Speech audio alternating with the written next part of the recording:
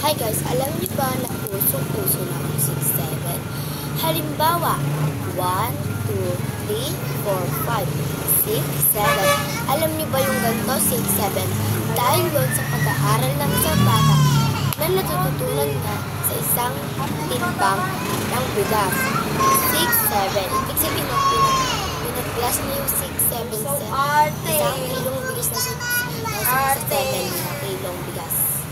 Alam niyo ba na may tugtog yung 6, 7 na yun? Tara, matugtugin natin. Alis. Tara. Gamit to ating pampokpok.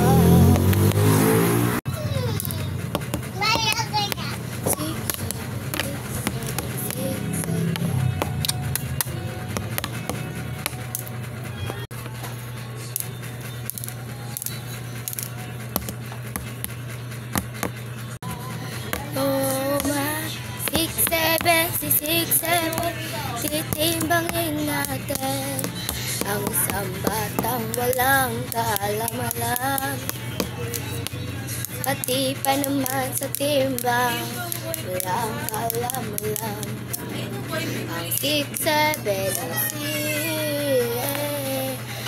no man 6, 7,